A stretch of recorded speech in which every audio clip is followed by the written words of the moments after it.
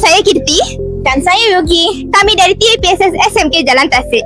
Dan hari ini kami berada di Bazar Buku Perak tahun 2026.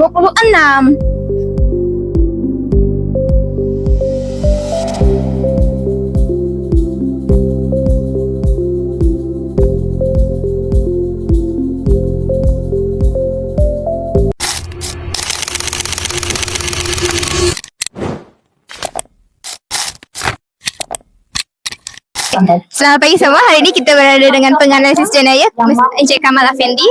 Encik, saya nak tanya, apakah peranan pendidikan dan pembacaan dalam mencegah jenayah dalam kalangan remaja? Sangat-sangat penting. Terima kasih soalan ni. Dah lama saya lepas benar-benar apa dia peranan pembacaan di mana peradaban and civilization. Kita boleh tengok momen-momen mereka diabadikan bersama saya ialah Puan image Nur tulis. Hanisha. Jadi harapan kita dan sukses sampai tapi dalam sukses kali pasti ada proses ialah kita mengulangi kejayaan dan kita mengetahui kelemahan apa yang dan kita saya pertama kepada bersama pada kita faham yang bisa faham. Satu.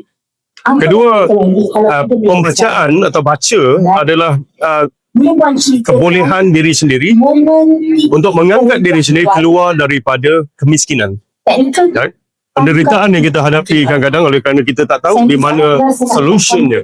Unless kita membaca, maka kita tahu di mana solutionnya. Begitu juga apabila kita sering menyalahkan bapak saya orang susah jadi saya akan jadi orang saya. Ini tak benar. Kalau kita membaca, maka kita dengan sendirinya mempunyai ilmu untuk membawa keluarga kita keluar daripada kemiskinan, kesengsaraan, either perceived or real yang berlaku pada kita. Untuk mendapat Puan Syarifah yang terima kasih. Selamat pagi, selamat sejahtera. Hari ini, apa nama tuan? Wirda.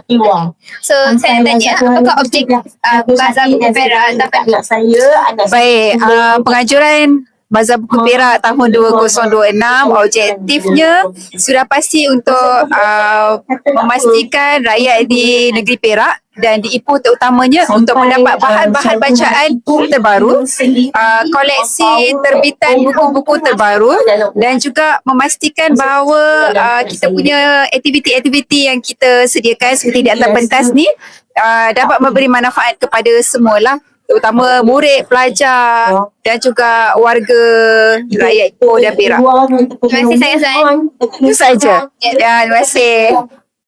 Okey, selamat sejahtera Kak. Apa nama Kak? Natra. So Kak, adakah poster-poster yang menarik ini ditujuan untuk menarikkan kalangan yang muda? Betul. Poster-poster yang kita buat ni memang kita ikut trend semasa. Jadi kita punya target audience pun adalah kanak-kanak, budak sekolah. So memang kita gunakan apa yang you all suka lah. So kita nak attract lebih ramai pengunjung dari kalangan you all. Terima kasih Kak. Okay, sama. Secara keseluruhannya, Bazar Buku Perak tahun 2026 memberikan banyak manfaat kepada masyarakat. Terutamanya dengan memupuk minat membaca dalam semua peringkat umur. Saya Kirti Dan saya Yuki. Kami dari TAPSS SMK Jalan Tasik. Jom kita memupuk semangat membaca dan menjadikan generasi yang lebih rajin. Hai, saya Kamal Hashim. Saya bersama dengan mereka daripada SMK. Kita nampak dia orang ni. Hanya saya soalan yang challenge.